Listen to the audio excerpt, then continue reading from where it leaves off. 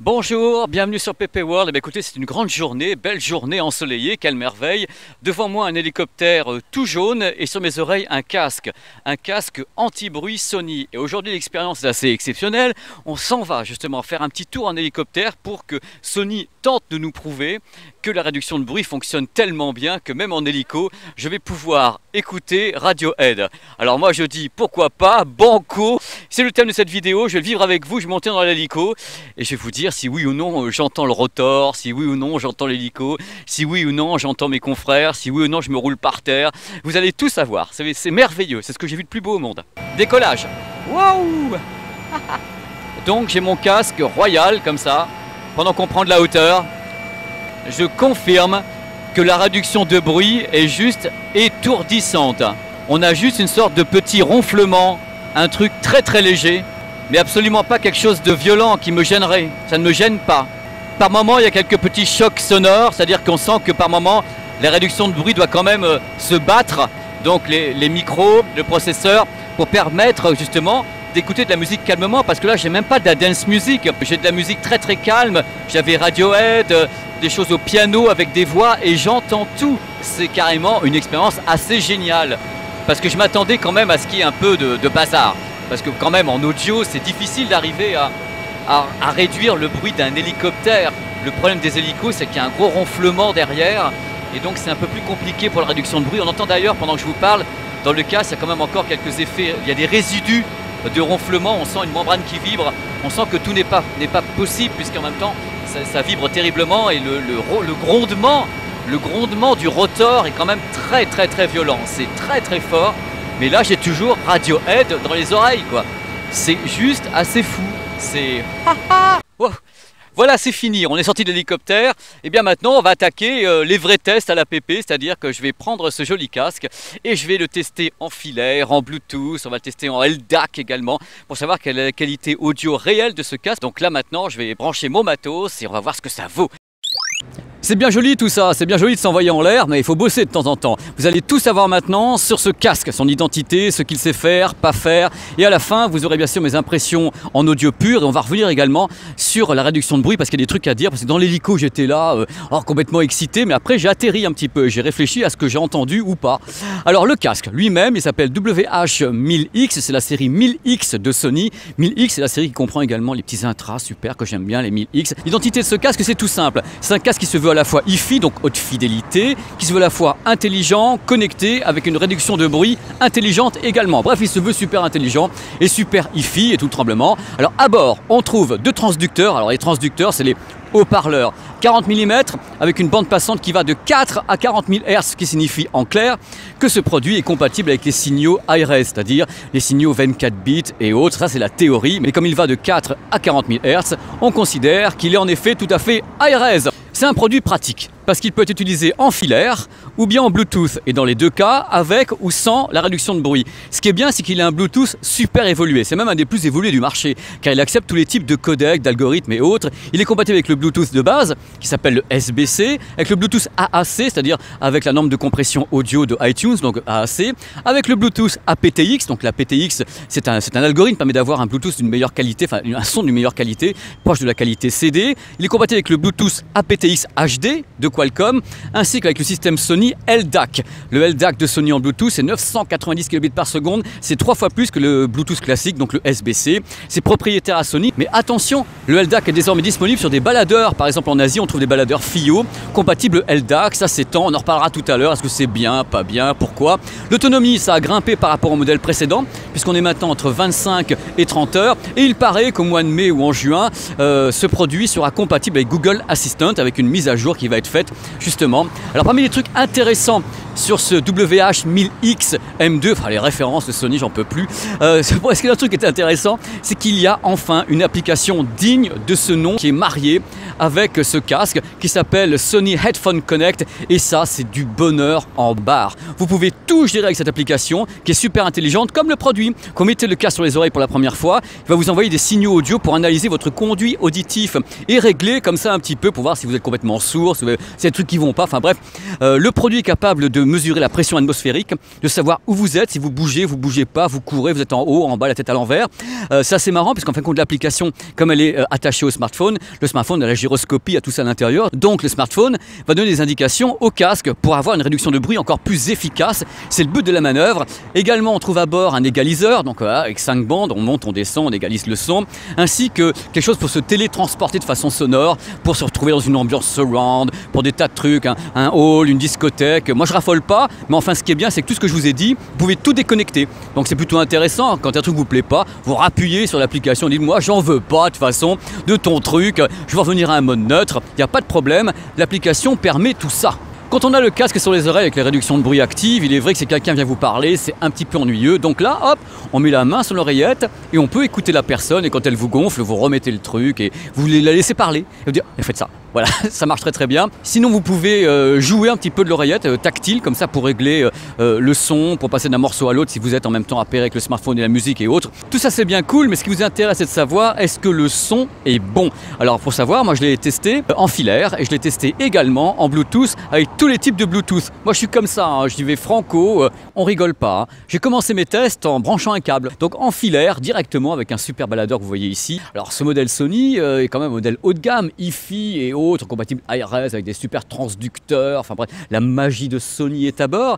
Et je me dis toujours, c'est un modèle qui est hi-fi, je dois avoir une certaine signature sonore à laquelle je m'attends. Et bien là, c'est un peu une surprise, comme sur le précédent, il y a vraiment du grave. C'est-à-dire qu'on s'attend toujours à des casques hi-fi, on se dit, tiens, ça va être hi-fi, donc ça va être peut-être un petit peu chi. Mais non, pas du tout, celui-là, il n'est pas du tout chi. Il y va franco, il met du grave, du bas médium, on sent qu'il y a une très grosse présence du bas spectre, donc c'est vachement bien, parce que ça donne de la vie au signal, et en même temps, il sait être doux, ce produit, c'est-à-dire que ce n'est pas agressif pour dessous. Le produit est doux, il est globalement assez aéré dans la scène sonore. C'est pas la plus grande scène sonore que j'ai entendue, mais enfin c'est assez aéré. Qu'est-ce que je peux vous dire également? Le médium, donc le médium c'est le rendu des voix, certains instruments. Eh bien c'est très bien. Le médium est très précis, il n'y a pas de distorsion, c'est très clair. Moi j'ai une réserve, mais qui est sur la partie aiguë, c'est-à-dire que je m'attends toujours à un casque hi-fi, surtout avec une bande passante qui va comme ça de 4 à 40 000 Hz. Moi je m'attendais à avoir des aigus très ciselés, très précis, presque mis en avant. Et là il y a de l'aigu, en fin de compte il est là, mais il n'est pas du tout, entre guillemets, mis en avant, il n'est pas super défini, il est défini. Et ça, c'est un peu une surprise, mais je pense que c'est une signature sonore comme une autre. Hein. Moi, je connais 2 types de casques. Regardez, 2 types de casques. Le premier type de casque, c'est « Oh là là, mais tu me fais mal, retourne chez ta mère, c'est pas possible ».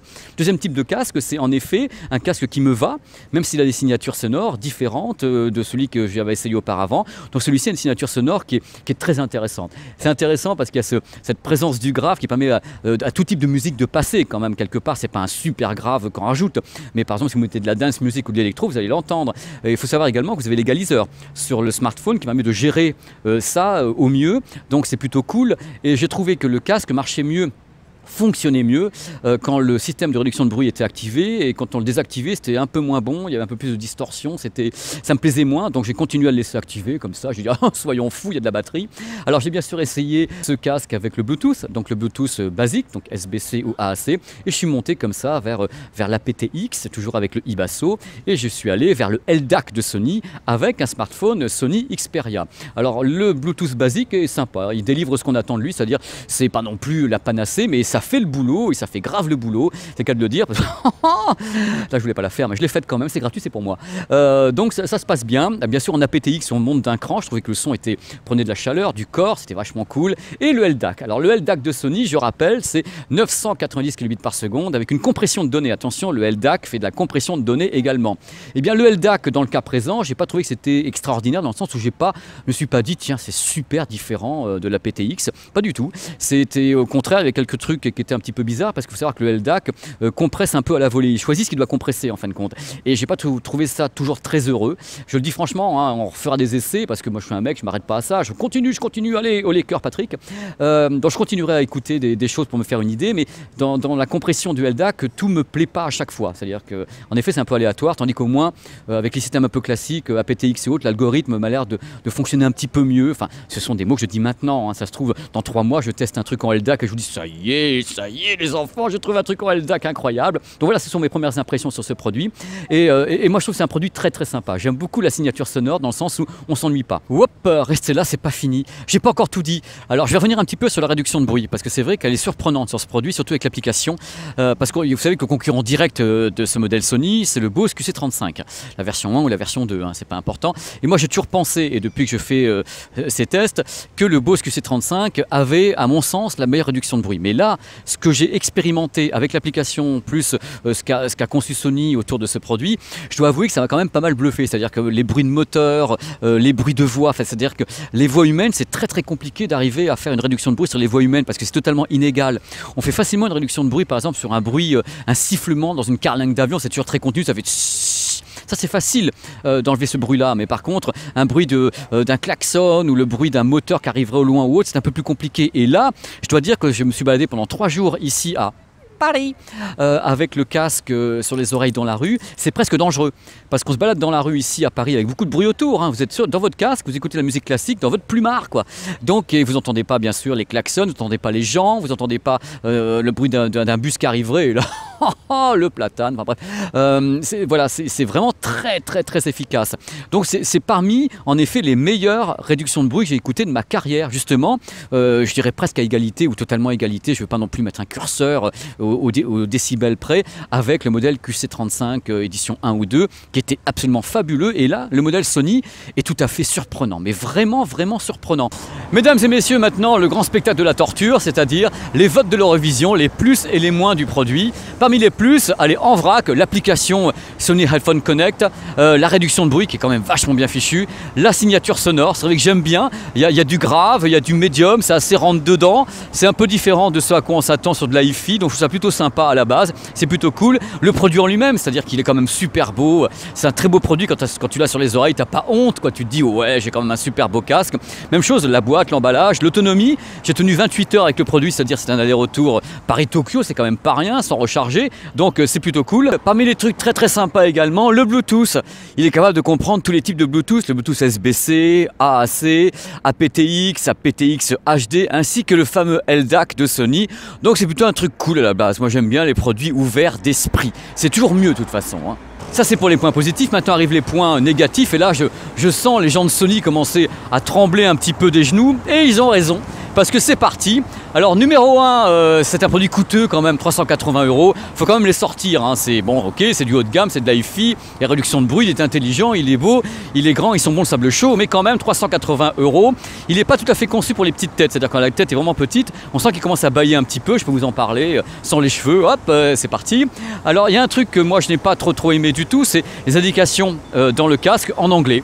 Alors en étant en France, faut faire un petit effort quand même. Il y a des gens qui ne comprennent pas l'anglais et quand on commence à mettre le casque sur les oreilles et qu'on entend hey, wanna get free, ouais, Bluetooth. Non, il faut éviter ça. Alors c'est un produit qui également ne peut être appairé qu'à un seul smartphone.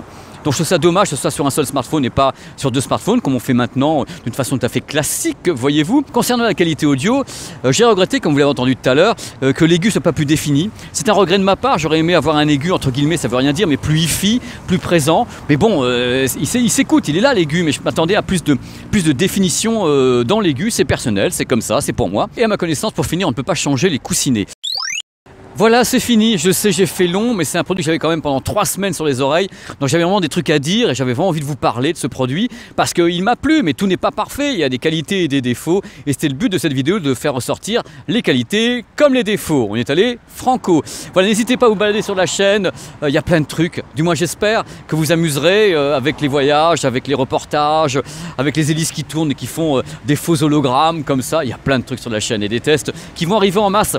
Je vais essayer de prendre un petit peu de vitesse parce que c'est vrai que c'est long de faire des vidéos et c'est long de les monter, donc j'ai une production, on fait ce qu'on peut et je veux que ce soit bien surtout, donc je prends le temps de le faire pour pas balancer une vidéo tous les jours parce que ça j'en suis pas capable et on tourne pas assez vite là-haut pour vous donner ça, donc je préfère y aller mollo et prendre mon temps pour essayer de vous filer les trucs et faire au mieux. Je dis pas que c'est le mieux, je dis que je fais au mieux comme je peux.